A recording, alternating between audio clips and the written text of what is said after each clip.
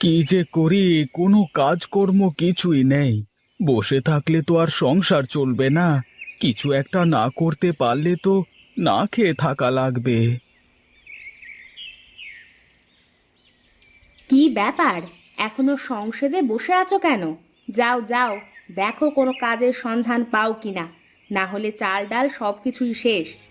আজ যদি রোজগার করতে না পারো, তাহলে না খেয়ে থাকা লাগবে। আচ্ছা ঠিক আছে, যাই দেখি কোনো কাজের সন্ধান যদি পাই। আচ্ছা ঠিক আছে, যাও। তবে আজ চাল ডাল না কিনে বাড়ি ফিরবে না, এই আমি বলে দিলাম। সে কেমন কথা গিন্নি, তুমি এমন কেন করছো? আমি তো বসে থাকি না, আমি তো চেষ্টা করি। কিন্তু যদি কোথাও কোনো কাজ না পাই, তাহলে আমি কি করব বলো? কেমন পুরুষ মানুষ তুমি, বউকে খাওয়াতে পারো না? কি আর করব বলো, সবই আমার ফাটা কপালের দোষ। এত চেষ্টা করি, এত পরিশ্রম করি, কিন্তু কোনোটাতেই কোনো কাজ হচ্ছে না। আমি এত কিছু জানি না বাপু। হয় তুমি রোজগার করে আনবে, নইলে আমি বাপের বাড়ি চলে যাব। ঠিক আছে গিন্নি, তোমাকে কোথাও যেতে হবে না। আমি কোনো না কোনো ব্যবস্থা ঠিকই করে আসব।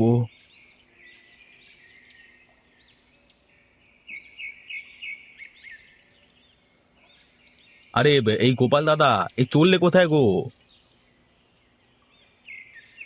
একটু বাজারের দিকে যাচ্ছি দাদা। আজ অনেক দিন হয়ে গেল, কোনো কাজ নেই। দেখি যদি কোনো কাজের সন্ধান পাই। বাজারে যাচ্ছ কাজের সন্ধানে? তা বাজারে কি কাজের সন্ধান পাওয়া যায় নাকি? আমার সাথে চলো, আমি তোমাকে কাজ দেব। সারাদিন কাজ করবে, দিন শেষে 300 টাকা পাবে। চলো তো। হ্যাঁ হ্যাঁ, চলবে বই কি, একদম দৌড়াবে। আচ্ছা ঠিক আছে, চলো আমার সাথে। আমি তোমাকে কাজে নিয়ে যাচ্ছি। তুমি চাইলে প্রতিদিন আমার সাথে কাজে যেতে পারবে। আমি খুব সমস্যার মধ্যে আছি। আজ কদিন ধরে কোনো কাজ নেই আমার। এ সময় প্রতিদিন কাজের জোগান হলে তো অনেক ভালো হবে। আচ্ছা ঠিক আছে, চলো। এখানে দাঁড়িয়ে না থেকে হাঁটতে হাঁটতে কথা বলি। হ্যাঁ হ্যাঁ, চল চল, তাই চল যাই। তা তুই ধান লাগাতে পারিস তো নাকি? হ্যাঁ হ্যাঁ, কেন পারবো না, সব পারি। মাঠ ঘাট দোকানপাট যা বলবে সব কাজ করে দেব। আচ্ছা ঠিক আছে, চল তাহলে। আরে গোপাল, তোকে নিয়ে এসে বেশ ভালোই করেছি দেখছি আমি। ভালোই তো ধান লাগাতে পারিস দেখছি। গরিব মানুষের ছেলে তো, সব কাজ শেখা আছে। আচ্ছা ঠিক আছে, তুই কাজ কর।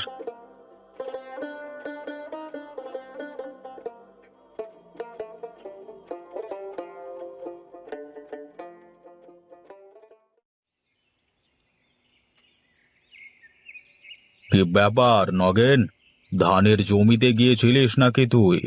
কতজন লোক কাজ করতে এসেছে আজকে?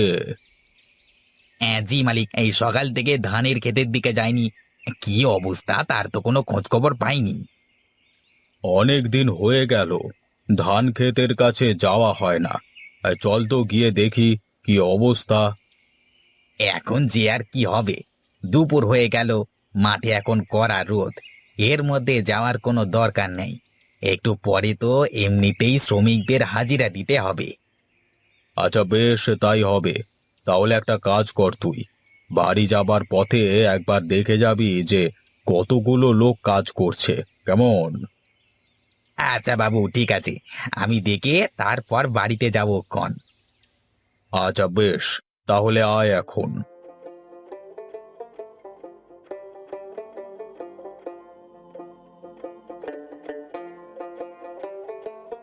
কিরে, তোরা আজকে কতজন লোক এসেছিস?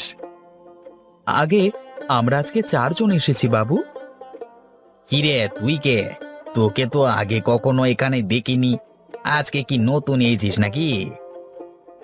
আগে জি সাহেব, ওর নাম গোপাল। আমি নিয়ে এসেছি ওকে কাজে। আজকে লোক কম ছিল তো, তাই আর কি ওকে নিয়ে আসলাম। ও অনেক ভালো ধান লাগাতে পারে। আচ্ছা আচ্ছা, ঠিক আছে ঠিক আছে, তা তোরা সকলে মন দিয়ে কাজ কর। আজকে সন্ধ্যায় জমিদার বাবু নিজে এসে তোদের টাকা দিয়ে যাবেন আর জমি পরিদর্শন করবেন, ঠিক আছে?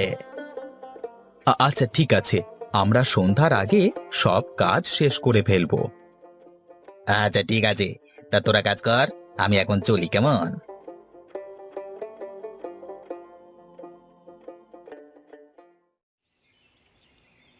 তাহলে তোরা আজ কজন কাজ করছিস? আগে জমিদার বাবু, আমরা আজকে 4 জন কাজ করছি। তা তোদের কি পুরোপুরি ধান লাগানো হয়ে গেছে নাকি? হ্যাঁ জমিদার বাবু, আমরা সব কাজ করে ফেলেছি। আচ্ছা, এই নে, তোদের হাজিরা নিয়ে যা এক এক করে।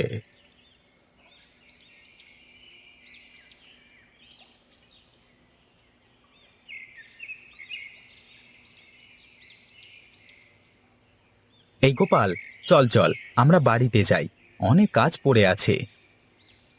আমাকে একটু বাজারে যেতে হবে, তুমি চলে যাও, আমি আসছি। আচ্ছা ঠিক আছে, আমি গেলাম তাহলে, তুমি এসো কেমন।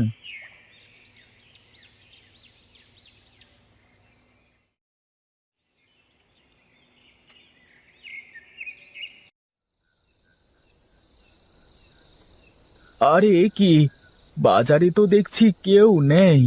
এবার গিন্নিকে গিয়ে কি বলবো আমি? যাই হোক, টাকা আছে তো, গিন্নির হাতে দিলে গিন্নি খুশি হয়ে যাবে। যাই যাই, বাড়িতে যাই।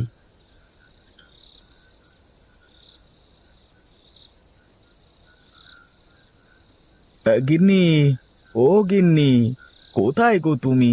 এদিকে এসো তো।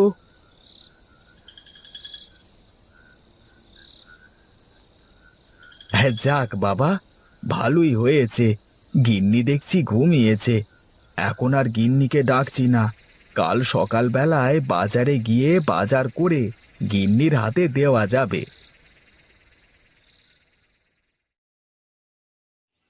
এই গোপাল, গোপাল, এদিকে আয়, আয় তাড়াতাড়ি এদিকে আয় বলছি।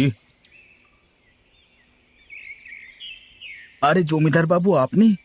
এই গিন্নি দেখো দেখো, হে জমিদার বাবু, তোমার যদি বিশ্বাস না হয় তবে জমিদার বাবুর কাছে জিজ্ঞাসা করে দেখো আমি কাজ পেয়েছি কিনা।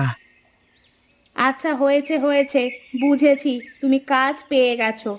এখন জমিদার বাবু কেন এসেছে তাই শোনো আগে। হ্যাঁ, তা জমিদার বাবু আমার কাছে কি দরকারে আসলেন? আমাকে খবর দিলে আমি নিজেই চলে যেতাম। তোর বাবা আমাকে আজ থেকে অনেক বছর আগে তোর এই বাড়িটা আমার কাছে বন্ধক রেখে অনেক টাকা ধার নিয়েছিলেন। এই কাগজে সব লেখা আছে। মানে, আপনি এসব কি বলছেন? আমি তো কিছুই বুঝতে পারছি না জমিদার বাবু। তুই বুঝিস বা নাই বুঝিস, সেসব দিয়ে আমার কাজ নেই। তুই কালকে বাড়িটা খালি করে দিবি, কেমন? বাবু, আমি তো এসব কিছুই জানতাম না, আমাকে কিছুটা সময় দিন, আমি সব টাকা পরিশোধ করে দেব। ঠিক আছে, আমি তোকে 3 মাস সময় দিলাম। এর মধ্যে যদি সব টাকা পরিশোধ করতে পারিস তবে বাড়িটা তোর, কিন্তু কালকে বাড়ি খালি করে দিবি। আগে জমিদার বাবু, যদি বাড়িটা খালি করে দিই তাহলে আমি থাকবো কোথায়? আপনি আমাকে দয়া করে বাড়িতে থাকতে দিন। আচ্ছা ঠিক আছে, আমি তোকে শুধু তোর ঘরেই থাকতে দিলাম, কিন্তু মনে রাখিস তুই শুধু তোর ঘরটা ব্যবহার করতে পারবি, অন্য কিছু ব্যবহার করতে পারবি না। মনে থাকে যেন, আমি 3 মাস পর আবার আসবো।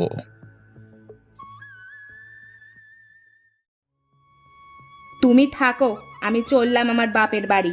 যেদিন রোজগার করার মুরদ হবে সেদিন তুমি আমার কাছে আসবে।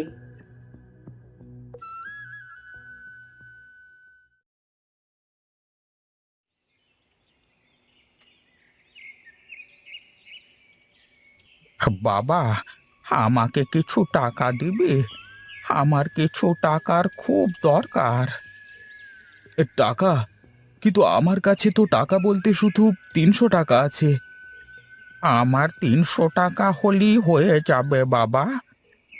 আচ্ছা ঠিক আছে, আপনি দাঁড়ান, আমি টাকা নিয়ে আসি।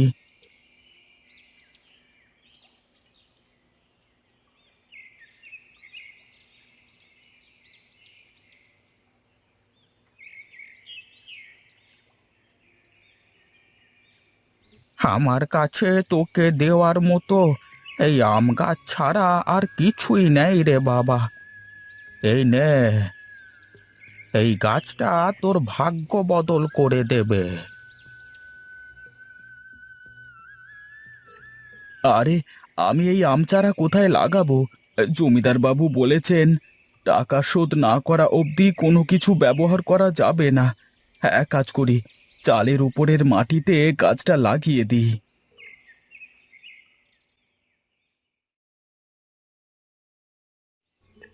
আরে বাস, এ তো দেখি অনেক আম ধরেছে আম গাছে। এখন আমি এই আম বাজারে বেচে জমিদারের সব টাকা পরিশোধ করে দিতে পারবো। যাই যাই, কিছু আম পেড়ে নিয়ে বাজারে যাই, বিক্রি করে আসি।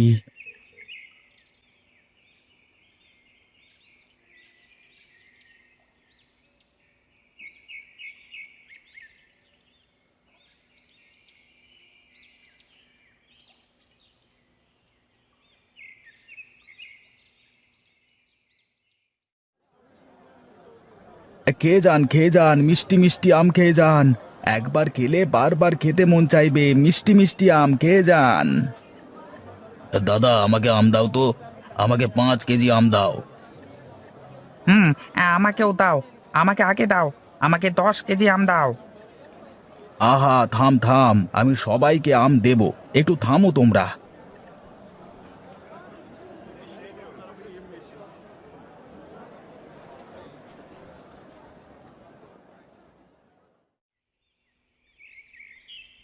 জমিদার বাবু, এই নিন আপনার টাকা। এখন আমার বাড়ির কাগজ আমাকে ফিরিয়ে দিন। হ্যাঁ হ্যাঁ, এই নে তোর বাড়ির কাগজ। আর শুনলাম তুই নাকি বাড়ির চালে আম গাছ লাগিয়েছিস, সেই গাছে নাকি অনেক আম ধরেছে। আগে হ্যাঁ জমিদার মশাই। তাহলে তো এখন ভালোই রোজগার করছিস। যা, এখন তোর বউকে ফিরিয়ে এনে ভালোভাবে সংসার কর। না, তার কোনো দরকার নেই জমিদার বাবু। যে আমার খারাপ সময়ে পাশে থাকে না, এমন মানুষ দিয়ে আমি কি করব? আমি চলি এখন।